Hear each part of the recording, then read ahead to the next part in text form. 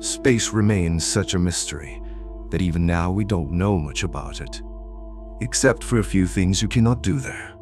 And here are 10 things you definitely cannot do in space.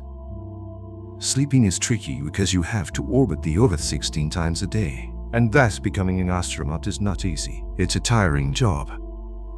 And you might wait to rest after a long day of orbiting in space without gravity holding you down. Falling asleep on Earth isn't really difficult. But the problem when you are in low gravity space is a significant difference. Lying down loses its meaning. Our usual sleep is disrupted due to lack of body posture feedback in rest and activity cycles. In fact, to get a good sleep in space also requires a bit of creativity. With almost no gravity to help astronauts lie down, they can use phone-sized sleep stations or crawl into sleeping bags attached to walls, floors, or ceilings. This type of bag has a hard padding inside that creates pressure on the back similar to a normal mattress.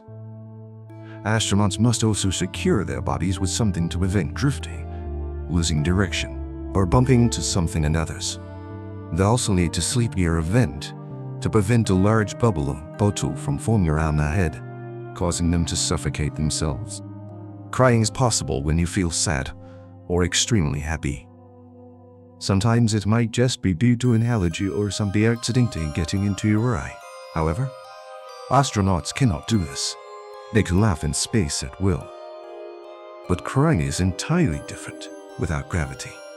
Astronaut Chris and Fruits from Canada shared that tears might flow, that they will never fall down. They cling like balls and cause pain in the eye.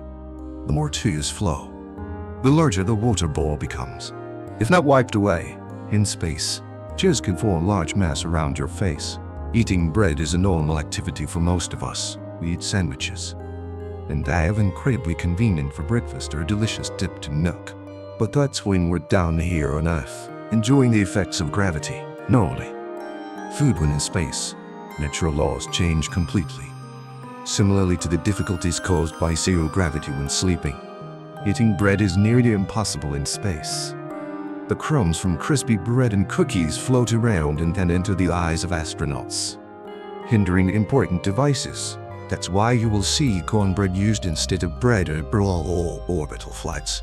Without crumbs, cornbread is an excellent alternative. The only crew ever to enjoy bread in the universe were the astronauts of NASA's Gemini manned spy mission in March 1965. Astronaut John Young smuggled a corned beef sandwich on board. Also, in a low-gravity environment, human sense of smell and taste will not be able to perceive flavors, resulting in no matter how delicious the food is, humans will not have any special feelings towards it. And at the special conditions of outer space, astronauts may even eat their own snot. The reason is that bodily fluids tend to move upwards when outside Earth, followed by a phenomenon of snacking while on a space mission being extremely common. Drinking coffee is difficult. Many people cannot really start a new day without a hot cup of coffee. But in space, astronauts must find other ways to start their morning. That's because water is an important component of coffee. And pouring boiling water under the effects of a low-gravity environment is extremely dangerous. That's why a special espresso coffee machine using coffee capsules was developed to serve astronauts orbiting the orbit. Using the restroom is challenging in space. Using the toilet is so difficult in space that astronauts must complete a toilet training program. The International Space Station's toilet is specially designed with two pods, a funnel at the end for urination and a small height toilet for defecation. To urinate, they can sit or stand, then hold the funnel nozzle tightly so that waste doesn't leak out. Over 90% of urine is water, and since water is heavy and takes up a lot of space, recycling urine is better than bringing clean water from Earth. All astronauts' urine is collected and turned back into drinkable water. With this problem, astronauts joke that today's coffee is tomorrow's coffee. To deaf that, astronauts lift this toilet seat and sit in a place where there is a bag like this. And it looks like this. Then lie down defecating. They'll close the bag and push it down the solid waste container, of course. Then, as a courtesy to the next person, he'll put a new bag inside.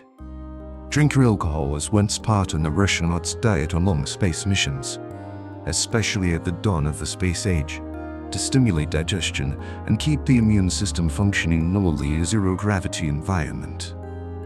In 1972, white wine was proposed as part of the astronaut's meal for the Skylab 4 mission. In reality, it was never allowed on the space station due to public opposition to astronauts consuming alcohol in space. In fact, their abilities would be limited and affect the mission when drunk.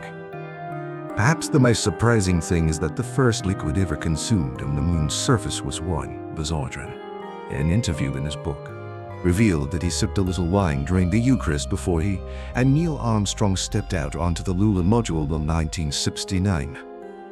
The ceremony took place during a communication blackout with Earth, so it was never broadcast. Shaving is similar to us on Earth, where astronauts must manage hair on many body parts. But unlike us, they face quite a few difficulties when shaving those pesky strands. Both male astronauts are provided with electric razors or disposable razors. Most choose electric ones because they don't need water. Astronauts usually opt for short hair when on the space station to avoid any incidents with the zero-gravity environment. They definitely don't want to see hair strands floating around and folly somewhere they shouldn't to get a haircut. Astronauts use a clipper attached to a vacuum cleaner to collect all the hair after cutting. Brushing teeth in space is extremely difficult. After applying toothpaste to their brush, astronauts must carefully spray water so that it sticks to the bristles and apply just enough toothpaste to keep it on the brush. Once done, they have to swallow all of it. The main reason is still to limit water consumption. Bathing is also a nightmare for them in a zero-gravity environment. Life water will hover and cling tightly to the skin, making scrubbing the body extremely difficult, especially after bathing. Astronauts will have a lot of trouble drying themselves. Instead of using a towel or dryer, they must rely on a vacuum to remove the water on the skin. Therefore, showers for bathing on the space station have been replaced with wet wipes for astronauts to wipe their bodies. In zero-gravity conditions, simple tasks like personal hygiene, bathing also take about an hour and a half each day. Additionally, since there are no washing machines on the space station, clothes and underwear are worn as sparingly as possible. Typically, astronauts will change shirts and underwear every 2 days and pants every 7 days. Used clothes are then placed in a bag and collected in a corner until the day they return to Earth to be washed. Despite the inconveniences, astronauts on the International Space Station still have to wash their hair. Have you ever wondered how astronauts will wash their hair in a zero-gravity environment, where water will float instead of flowing in a stream like on Earth? To answer this question, American astronaut Karen Nyberg shared a video showing how difficult and interesting it is to wash hair in a zero-gravity environment. To wash their hair in space. During the washing process, water tends to float, so they have to find ways to gather the water toward their hair, using a special shampoo that doesn't need to be rinsed with water. All they need to do is apply the shampoo to their head, use a towel to clean the dirt on their hair, and the shampoo acts as a styling agent for the astronaut's hair. Of course, astronauts with thick hair will take longer and face more difficulties. Meanwhile, those with less hair or even shaved heads will have a much quicker and neater process. You cannot use a pen in space. In the 1960s, when the first successful space journey was made, it was realized that normal ballpoint pens used on Earth did not work effectively in a zero-gravity environment outside of space.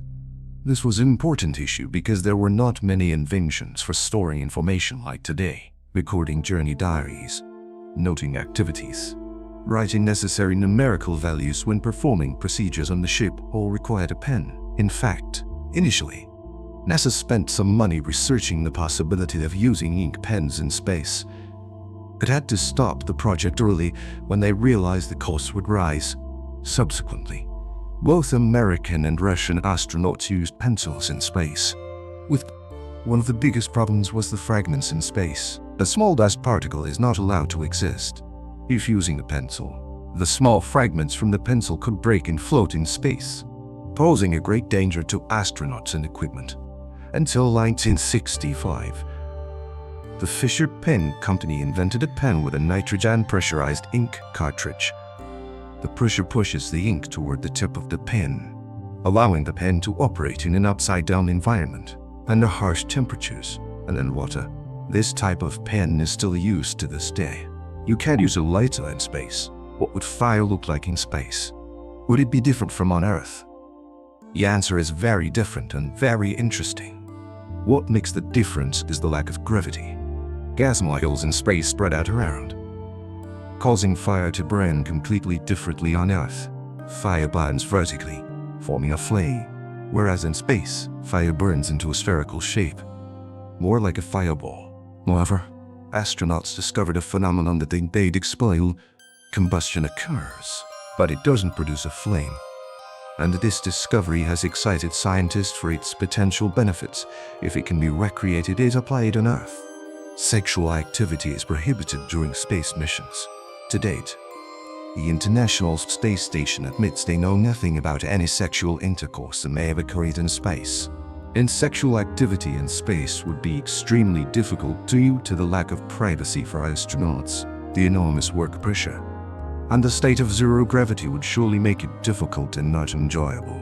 Moreover, under current conditions, the chances of successful conception in space are quite low. Radiation is the main factor causing problems on space stations. It is much stronger than on Earth. It is certainly not a healthy place for pregnancy. Therefore, to this point, pregnancy in space is not a viable option. What to do when someone suddenly passes away? This is an issue that has caused much debate for NASA, to the point that they had to create simulated scenarios for astronaut candidates to get used to this difficult situation. Suppose an astronaut dies. They'll have to figure out what to do, how to inform relatives, how to handle the smell, where to put the body. This is a tough problem, especially since just the absence of one person on a mission can cause many difficulties for the crew. The Mars One project posed a solution for this issue. The body would be put into a machine that vibrates strongly until it breaks down, and then the remains would be taken to be cremated. Of course, this proposal was later opposed, even though experts had to admit it was the most effective solution.